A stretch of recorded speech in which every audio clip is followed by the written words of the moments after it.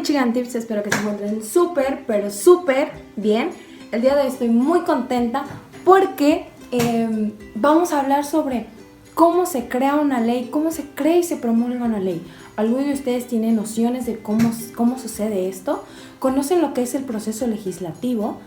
¿Conocen qué es el poder legislativo? Bueno, muchas cosas que les estoy planteando ahorita se las voy a resolver en un momento, así que no se preocupen.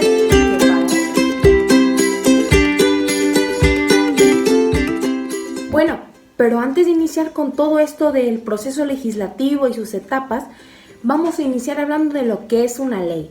Como ya sabemos, la ley va a ser una norma jurídica dictada por una autoridad. Esta va a ordenar o prohibir algo para un bien común. ¿Y por qué es una ley? Alto ahí.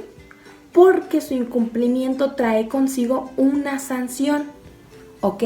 Y como ya sabemos, en nuestra Constitución vienen varias leyes que nos permiten tener una sana convivencia con todos los ciudadanos y las personas que nos rodean.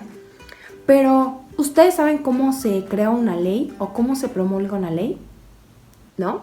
Bueno, una ley se promulga y se crea a través del proceso legislativo. El proceso legislativo va a ser ese procedimiento por el cual uno o varios órganos del Estado van a crear y promulgar reglas jurídicas de observancia general que tienen el nombre de leyes. En este proceso legislativo va a estar encargado lo que es el poder legislativo, que va a ser el órgano responsable de producir estas normas jurídicas.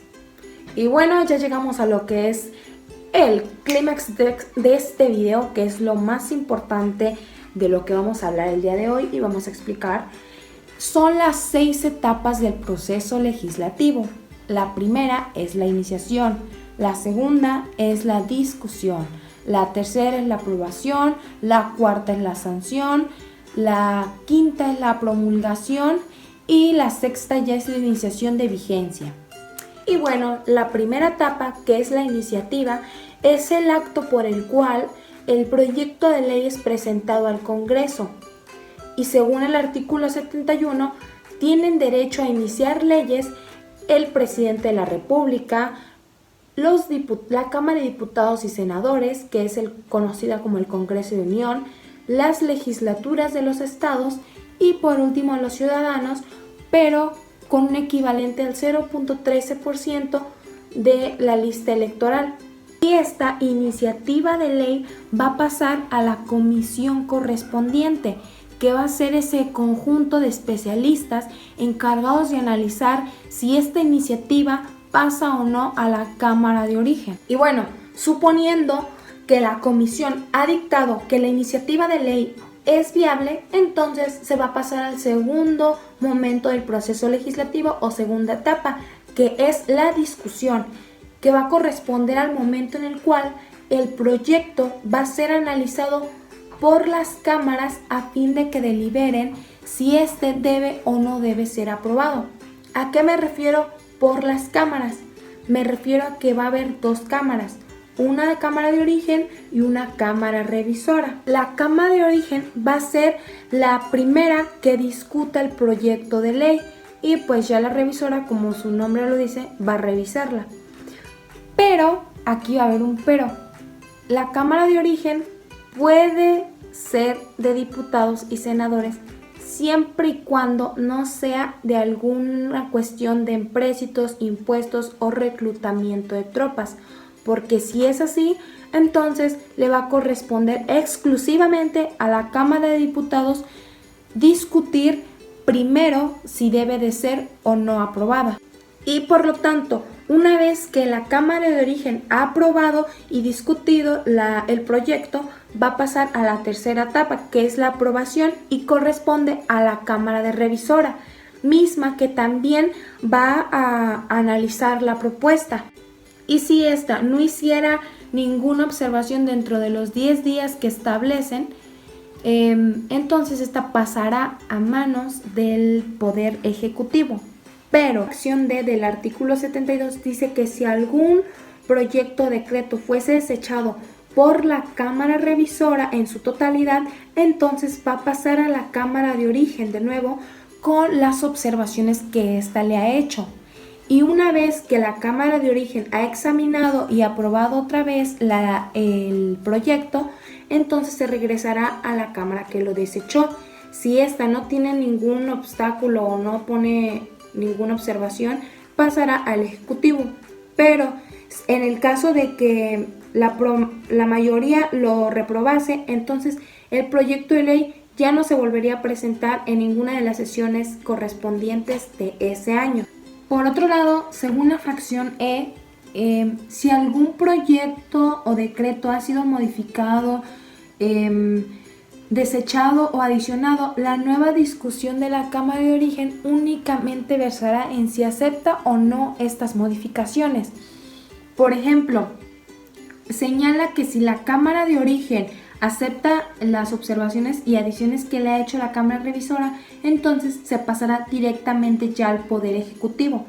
Pero en el caso de que la Cámara de Origen se niegue estas observaciones, puede regresarla a la Cámara Revisora para que estos tomen en consideración las razones por las cuales las ha desechado, le ha hecho observaciones o adiciones. En el caso de que la Cámara Revisora deseche las observaciones que ha hecho, entonces ya se pasará al Poder Ejecutivo y a las fracciones A. Pero en el caso de que una vez que la Cámara de Origen ha mandado a considerar las observaciones a la revisora y la revisora diga, ¿sabes qué? No, yo insisto en que tienes que hacer esto, adicionarle esto y esto y esto, y se sigue negando y no las desecha, entonces ese proyecto o decreto no será presentado en las sesiones de ese año. Sé que parece un poco loco todo lo que les estoy diciendo, pero créanme que trato de explicar lo más simple que puedo, porque sí es una cuestión un poco... parece un lío, pero para que les quede más claro, en la fracción D, la Cámara de Origen puede modificar esas observaciones que le ha hecho la Cámara Revisora, pero ya en la fracción E dice que la Cámara de Origen ya no puede hacer nada, o sea, únicamente lo que puede hacer es aprobar o no las observaciones. No sé si con esto les quede más claro. Pero por eso no se preocupen, porque eso va a corresponder a otro tema que son medidas para la aprobación de una ley. Entonces ya es algo más a fondo. Entonces no se preocupen que aquí pues ya no nos corresponde ese tema tan a fondo. Entonces vamos a pasar ya a lo que es la etapa 4 para ya no hacernos líos con estas cuestiones, porque eso ya corresponde a un tema más complicado, chicos. Entonces, sigamos. La etapa 4 va a ser la sanción y vamos a retroceder el tiempo para llegar hasta este momento. Supongamos que la iniciativa es dictada viable por la comisión, pasará a la segunda etapa, que es la discusión. La discusión corresponde a la Cámara de Origen en si esta la aprueba o no. Supongamos que es aprobada por la Cámara de Origen en la discusión, entonces pasará a la tercera etapa, que es la aprobación, y esta le corresponde a la Cámara Revisora. Y si la Cámara Revisora también aprobara el proyecto de ley, entonces llegamos hasta el momento 4, que es la sanción. Y esta corresponde al Poder Ejecutivo, es decir, al Presidente de la República. Aquí únicamente le corresponderá al presidente ya aprobar y publicar la ley, pero tiene un derecho, que es el derecho de veto, en el cual el presidente puede corroborar con las cámaras el proyecto de ley, pero únicamente una vez por cada iniciativa. Entonces, estamos llegando casi al momento final, llegamos a la etapa 5, que es la publicación, que va a ser el acto en el cual el proyecto ya sancionado y aprobado va a ser dado a conocer a quienes deben cumplir esta ley. ¿En dónde? Pues en el Diario Oficial de la Federación o a nivel estatal en las gacetas de gobierno. Pero va a ser más correcto darlo a conocer en el Diario Oficial de la Federación porque este va a ser el órgano del gobierno constitucional permanente en el cual se den a conocer en el territorio nacional las leyes, los decretos, reglamentos, etc. Ya llegamos a la etapa 6, que es la iniciativa de ley. Sí, chicos, aquí ya va a ser el momento en el cual la ley se convierta en obligatoria para todos los individuos, con efectos legales y todo, con sanciones, Entonces, vamos a hablar también de esta iniciativa de ley, porque claro, como todas las demás etapas tienen su pero, y es que se van a aplicar 2 sistemas de iniciación de vigencia. Y bueno, el primer sistema es el sucesivo, en el cual la iniciación de ley se va a dar 3 días después de la publicación del decreto o ley en el Diario Oficial de la Federación y un día más por cada 40 kilómetros de distancia o más. Y este sistema tiene fundamento en el artículo 3.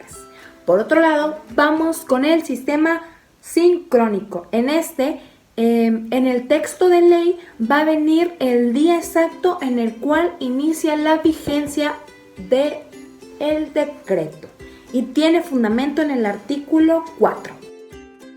Espero que les haya servido de mucho. En verdad que el proceso legislativo es una locura, lo sé, lo comprendo porque realmente me ha tomado varios días comprenderlo, pero tampoco es imposible.